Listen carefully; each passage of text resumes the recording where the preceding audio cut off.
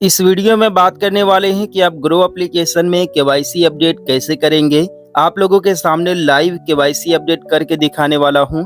KYC के लिए documents की बात करें तो आपका आधार कार्ड और पैन कार्ड लगेगा। आधार कार्ड में रजिस्टर्ड मोबाइल नंबर पर एक ओटीपी जाता है और ओटीपी वेरिफिकेशन होने के साथ ही आपका आधार कार्ड वैलिडेट हो जाता है और आपका केवाईसी कंप्लीट हो जाता है। केवाईसी करना बहुत ही जरूरी है। अगर आप केवाईसी कंप्लीट नहीं करेंगे तो जो भी आपका ऑर्डर है वो रिजेक्ट हो जाएगा और आपका जो भी शेयर में बाई एंड सेल कर रहे होंगे वो कोई भी ट्रांजैक्शन एग्जीक्यूट नहीं होगा। तो जरूरी है केवाईसी अपडेट करना। तो केवाईसी अपडेट कैसे करना है, उसके लिए क्या प्रोसेस है, चलिए आप लोग को स्टेप बाय स्टेप बताते हैं। उसके लिए सिंपली यहाँ पर जहाँ पर आपका नाम लिखा रहता है प्रोफाइल वाले सेक्शन पर आप लोगों को क्लिक करना है। यहाँ पर क्लिक करने के बाद आपके सामने कुछ इस तरीके का डैशबोर्ड आ जाता है। तो सिंपली नीचे स्क्रॉल करेंगे तो एक ऑप्शन मिलता है कस्टमर सपोर्ट 24/7 का। तो सिंपली कस्टमर सपोर्ट 24/7 वाले ऑप्शन पर क्लिक करेंगे। जैसे ही आप यहाँ पर क्लिक करेंगे तो आपके सामने कुछ इस तरीके का डैशबोर्ड आ जाता है। यहाँ पर आप लोग को एक ऑप्शन मिलता है माई अकाउंट का। तो सिंपली क्या करेंगे, माई अकाउंट वाले ऑप्शन पर क्लिक करेंगे। अब आप देख सकते हैं यहाँ पर कई सारे ऑप्शंस मिलते हैं, जैसे केवाईसी से रिलेटेड, ग्रो अकाउंट से रिलेटेड, बैंक अकाउंट से रिलेटेड, अदर्स का and non individual demat account का ऑप्शन मिलता है। तो चूंकि हमें केवाईसी अपडेट करना है तो केवाईसी पर सिंपली क्लिक करेंगे। अब यहाँ पर भी कई सारे ऑप्शंस मिलते हैं, जैसे कि सबसे पहला यहाँ पर लिखा हुआ है how to close my Groww demat account. इसके बाद why do I need to reverify my KYC. इसके बाद do you charge processing KYC.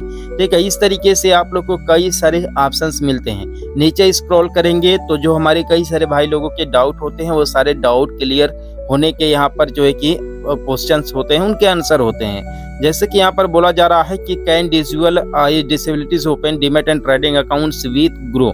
ठीक है, यहाँ पर कई सारे आप लोग को ऑप्शन मिल जाते हैं। ठीक है, आप लोग इसे रीड कर सकते हैं अगर आप लोगों को नीड होगा तो। ठीक, लेकिन चूंकि हमें केवाईसी करना है तो केवाईसी करने के लिए क्या करेंगे, यहाँ पर जो नीचे लिखा हुआ है कि why do I need to reverify my KYC. ठीक है, इस पर सिंपली क्लिक करेंगे। अब इस पर क्लिक करने के बाद कुछ इस तरीके का डैशबोर्ड आता है, जैसा कि आप यहाँ पर देख सकते हैं। इसके बाद सिंपली क्या करेंगे, नीचे यहाँ पर स्क्रॉल करेंगे तो आप देखेंगे लिखा हुआ है कि reverification KYC is needed to complete with the SEBI rules. Your KYC must be confirmed by a central agency KRA to buy new funds. If not confirmed, your order may be rejected. यानी कुल मिलाकर के बात करें तो यहाँ पर KYC करना आपका बहुत जरूरी है। और साथ ही में यहाँ पर common reasons for unconfirmed KYC, जो है कि अगर आपका केवाईसी रिजेक्ट होता है या फिर केवाईसी आपका कंप्लीट नहीं होता है तो उसका रीजन क्या है। यहाँ पर सबसे पहले लिखा हुआ इनकम्प्लीट आधार वेरिफिकेशन। कई बार आधार वेरिफिकेशन कंप्लीट नहीं हो पाता है क्योंकि कभी कभी होता यह है कि हम आधार कार्ड में नाम में या फिर जन्म तिथि में कोई बदलाव कराते हैं, कोई अपडेट कराते हैं तो उसमें टाइम लग जाता है। तो केवाईसी करने के लिए कंटिन्यू केवाईसी पर सिंपली क्लिक करेंगे। इसके बाद आपका पैन कार्ड का डिटेल यहाँ पर देना है। इसके बाद जो कैप्चा आप लोग को दिख रहा है जैसे 17XVZ0 लिखा हुआ है, सिंपली इसको फिलअप करके यहाँ पर डन पर क्लिक करेंगे।